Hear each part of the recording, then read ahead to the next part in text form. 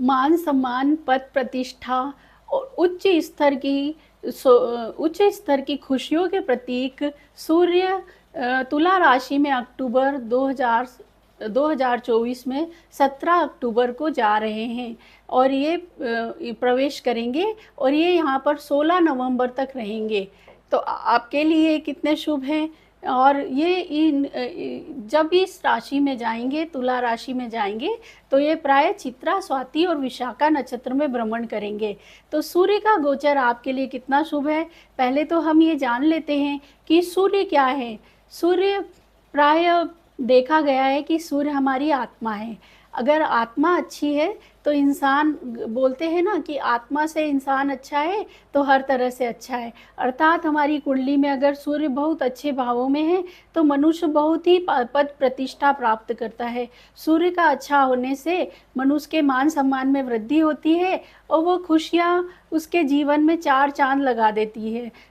सूर्य जो कि हमारे सौरमंडल का सबसे तेजस्वी ग्रह है और इसका प्रकाश सबसे अधिक होता है और सारे ग्रह इसी की परिक्रमा करते हैं, इसलिए सूर्य को राजा भी कहा जाता है।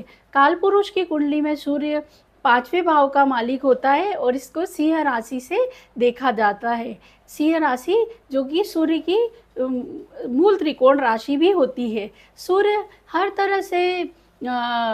तरह से अच्छा ही होता है और सूर्य के प्रभाव का कुंडली में जब तक अध्ययन नहीं किया जाता तब तक हम कुंडली की शुभता और अशुभता के बारे में बिल्कुल भी नहीं बता सकते, क्योंकि किसी की कुंडली की शुभता और अशुभता चंद्रमा और सूर्य पर बहुत अधिक निर्भर करते हैं। और हम जानते हैं कि चंद्रमा हमारा मन है और सूर्य हमारी आत्मा है। तो मन और आत्मा मनुष्य के लिए कितनी इम्पोर्टेंट है, इस बात के बारे में हम कैसे इग्नोर कर सकते हैं। हम जानते हैं कि इन दोनों का हमारे जीवन में कितना महत्व होता है। अगर ये ना हो तो पृथ्वी पर शायद कुछ भी उत्पन्न ना हो। तो सूर्य हमारे जीवन के लिए बहुत ही उपयोगी है और सूर्य जब अपना राशि चेंज करता है तो उसका प्रभाव भी हमारे ऊपर बहुत पड़ता है। सूर्य के प्रभावों को जानने के लिए हम चंद्र राशि और लग्न राशि दोनों में से किसी से भी देख सकते हैं। अगर आपको अपनी लग्न राशि नहीं पता है या डेट ऑफ बर्थ नहीं पता है तो चंद्र राशि से भी आप अपने भाग्य को जान सकते हैं। सूर्य आपकी विभिन्न राशियों पर किस तरह का प्रभाव प्रकट करेगा, इसको जानने के लिए चलिए हम इसके बारे में जानते हैं। मेष राशि मेष राशि वालों के लिए सूर्य 7वें भाव में जा रहे हैं। अब मेष राशि में सूर्य मेष राशि वालों के लिए सूर्य तुला राशि में जा रहे हैं, जो कि उनकी 7वीं राशि है। तो मेष राशि वालों की, तो क्योंकि सूर्य की एक ही दृष्टि होती है, वो होती है 7वीं दृष्टि। 7वीं दृष्टि से वो आपके लग्न को देखेंगे, तो लग्न में मेष राशि को देखेंगे तो आपकी पर्सनैलिटी में कितना अधिक परिवर्तन होगा वो आप इन 1 महीने के अंदर समझ सकते हैं, क्योंकि आपकी पर्सनैलिटी में निखार आएगा। आप अपने जीवन में जिस तरह का भी एफर्ट करना चाहेंगे उसमें वृद्धि होगी और 7वें घर में पार्टनर से आपकी ये देखा गया है कि जो तुला राशि होती है वो सूर्य की नीच राशि होती है। तो 7वें भाव में ये यहाँ पर आएंगे तो हो सकता है कि पार्टनरशिप में आपको कोई प्रॉब्लम क्रिएट हो और हो सकता है कि जो सूर्य हैं वो आपके शादीशुदा ज़िंदगी में भी कुछ प्रॉब्लम क्रिएट करें, क्योंकि ये सूर्य की नीच राशि होती है तुला राशि। इसलिए सूर्य यहाँ पर 1 महीने के लिए नीच होकर रहेंगे। पर नीच होने का मतलब ये नहीं होता है कि सूर्य के अच्छे प्रभाव में कमी आ जाएगी, क्योंकि सूर्य तो अपने आप ही इतना प्रकाशवान ग्रह है कि वो हर तरह की बाधाओं को जीवन में दूर कर देता है। इसलिए सूर्य के यहाँ पर आने से आपको चिंता की कोई बात नहीं है। अगर आप थोड़ा सा एफर्ट करेंगे तो आप अपने जीवन में इन सब प्रॉब्लमों से मुक्त हो जाएंगे और अच्छा जीवन जीने के लिए प्रयास करेंगे। तो मुझे लगता है कि शादीशुदा ज़िंदगी में अगर किसी व्यक्ति के कोई प्रॉब्लम आ रही है तो वो ये जान करके कि सूर्य या इस राशि में 1 महीने तक रहेंगे वो अपने जीवन में सुधार कर लेगा। वृषभ राशि के लिए सूर्य उसके छठे भाव में नीच के हो रहे हैं। तो सूर्य जब वृषभ राशि में छठे भाव में नीच के हो रहे हैं, तो सूर्य एक ना तो पाप ग्रह है, ना सम ग्रह है। इसको प्राय सम ग्रह माना जाता है, ना इसको पाप ग्रह माना जाता है, ना पुण्य ग्रह माना जाता है। और ये आपके छठे भाव में नीच के हो रहे हैं। तो छठे भाव में अगर कोई ग्रह नीच का होता है तो उसके प्रभाव में वृद्धि ही होती है, क्योंकि छठा भाव जो होता है कालपुरुष की कुंडली का त्रिक भाव होता है। और त्रिक भाव में अगर कोई ग्रह नीच का होता है तो वो उसके अच्छे परिणामों में वृद्धि कर देता है। अतः आप हो सकता है कि शत्रुओं पर विजय प्राप्त करें। आप कोई कोर्ट केस में फंसे हैं या आपका कोई कोर्ट से संबंधित कोई केस चल रहा है तो उसमें आपको लाभ ही होगा, नुकसान की संभावना नहीं है। और यहाँ से ये सातवीं दृष्टि से आपके 12वें भाव को देख रहा है। अगर कोई व्यक्ति अपने विदेश जाने के बारे में सोच रहा है या फिर बैंक से संबंधित खर्चे तो होंगे, वो थोड़े बहुत तो बढ़ेंगे, परंतु बैंक से संबंधित कोई इन्वेस्टमेंट करना चाहता है तो वो इस समय पे इन्वेस्टमेंट कर सकता है, उसके लिए लाभप्रद ही होगा। तो यहाँ पर वृषभ राशि के लिए सूर्य का आना नुकसानदायक नहीं है, लाभप्रद ही है और उनके लिए हर तरह से अच्छा ही है। मिथुन राशि के लिए जो सूर्य है वो 5वें भाव में नीच के हो रहे हैं। तो नीच के होने से 5वें भाव में प्राय हो सकता है कि आपके जीवन में जो बच्चों की पढ़ाई से रिलेटेड आपको कोई चिंता हो या उनकी एजुकेशन से रिलेटेड आपको थोड़ी परेशानी हो सकती है। हो सकता है कि आप किसी प्रकार की ट्रिप या एन्जॉयमेंट के लिए कहीं जाने के बारे में सोच रहे हो और उसमें कोई बाधा आ जाए, परंतु यहाँ से बैठकर सातवीं दृष्टि से वो आपके गेन भाव को देख रहे हैं। तो सातवीं दृष्टि में कोई भी ग्रह जब सातवीं दृष्टि से किसी को देखता है तो उसकी वृद्धि कर देता है। अतः आपके गेन में वृद्धि हो जाएगी, आपकी आय में वृद्धि हो सकती है, आपका प्रमोशन हो सकता है और आपको मनचाहा लाभ प्राप्त हो सकता है। तो सूर्य यहाँ पर आपको किसी भी प्रकार की परेशानी उत्पन्न नहीं करेंगे, आपको यहाँ पर लाभ ही देने का प्रयास करेंगे।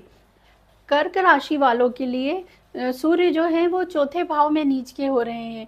तो चौथे भाव में नीच के होने का मतलब यह है कि ये आपका जो मकान है उसमें आपके, अगर आप किसी प्रकार की प्रॉपर्टी परचेज करने के बारे में सोच रहे हैं, किसी प्रकार की प्रॉपर्टी में इन्वेस्ट करने के बारे में सोच रहे हैं, या ऐसा कोई बिजनेस है आपका जो शिक्षा से रिलेटेड है, या फिर आप कुछ इस प्रकार का काम करते हैं जिसमें आपको पब्लिक से डील करना पड़ता है, तो उसमें थोड़ी कमी करेंगे। हो सकता है कि आपके घर के सुख में भी थोड़ी कमी हो, क्योंकि सूर्य यहाँ पर नीच के हो रहे हैं, तो आपके सुखों में थोड़ी कमी हो सकती है। पर सातवीं दृष्टि से आपके 10वें भाव को देख रहे हैं तो आपके कर्म बढ़े हुए होंगे इस समय पे। आपको नौकरी में हो सकता है सफलता प्राप्त हो जाए, आपको प्रमोशन हो जाए, आपको किसी प्रकार का लाभ प्राप्त हो जाए।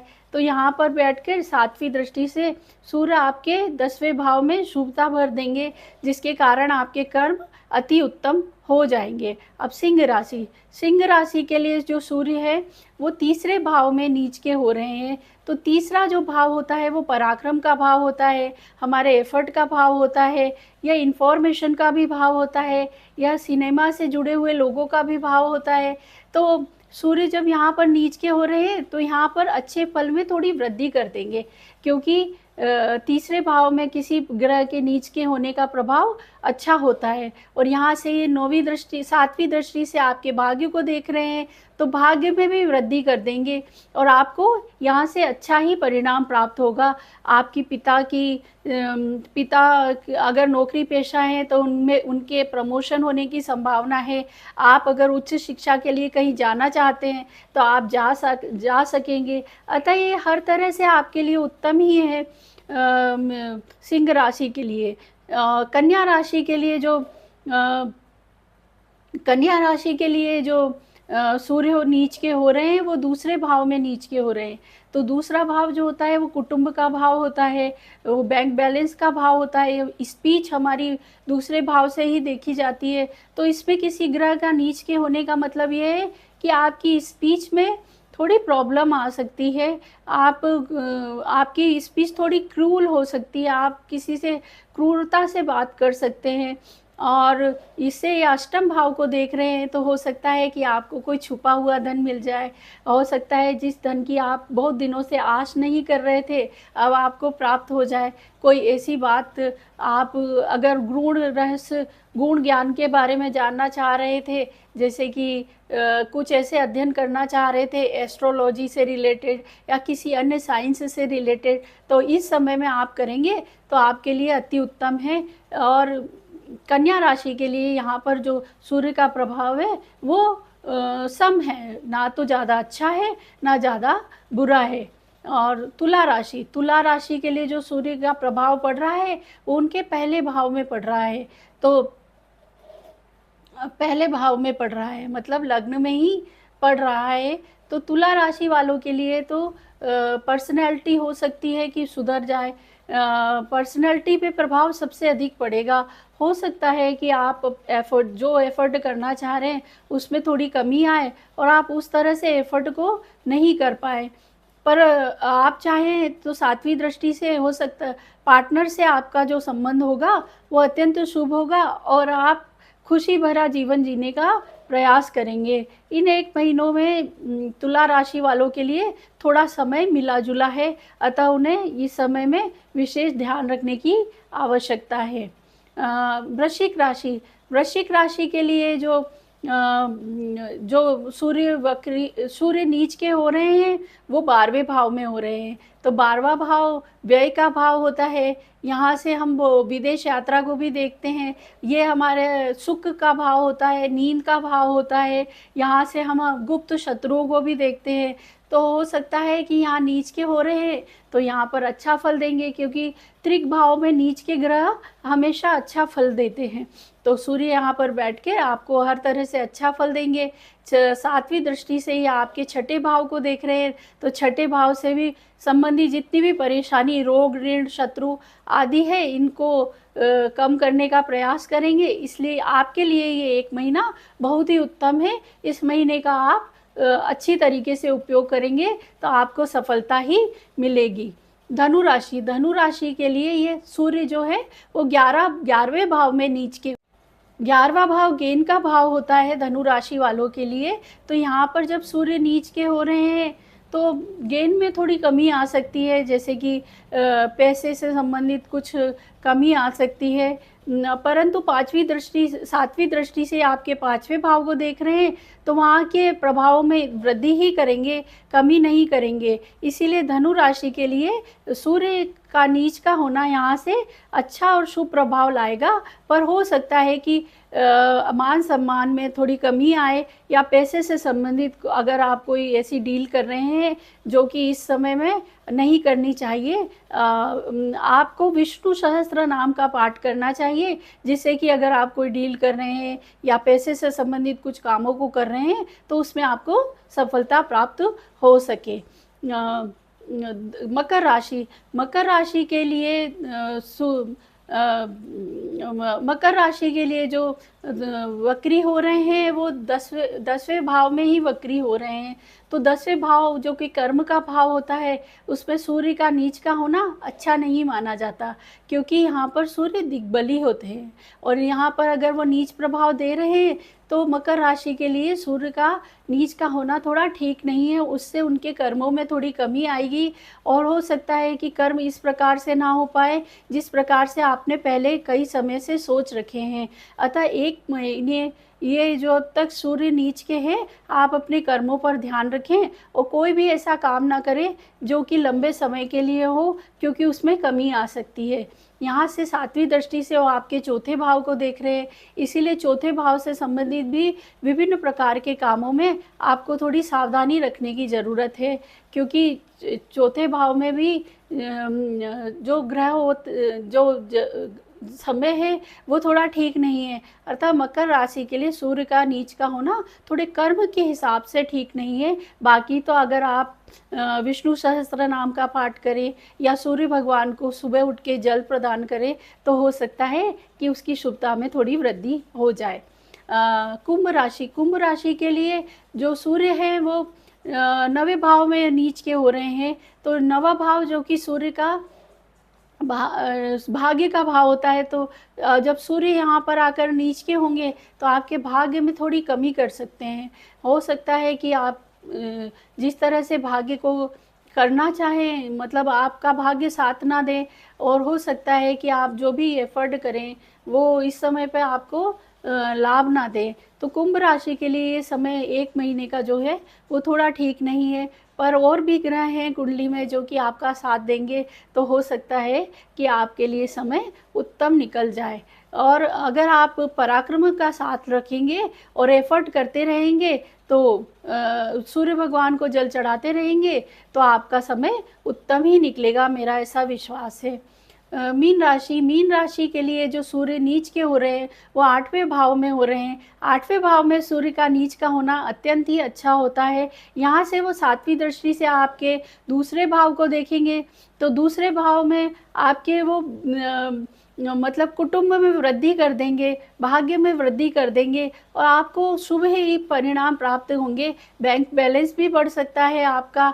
आपको कुछ ऐसे कार्यों में रुचि हो सकती है जो कि बिल्कुल ही डिफरेंट टाइप के होते हैं और आप खुशी से अपना जीवन जी सकते हैं। स्पीच भी आप इस समय इतनी मधुर वाणी का उपयोग करेंगे कि लोगों को विश्वास ही नहीं होगा कि आप वही व्यक्ति हैं जो कि इतने दिनों से जिसको हम देख रहे थे। अतः सूर्य का नीच का होना कुछ राशियों के लिए तो शुभ फलदायक है, परंतु कुछ राशियों के लिए थोड़ा ध्यान रखने वाली बात है। इस मेरे वीडियो को बनाने का मकसद यही था कि हम आपको सूर्य से रिलेटेड जो परेशानी है उसके बारे में इन्फॉर्मेशन दे सकूं। अच्छा, मुझे आज्ञा दीजिए। नमस्कार।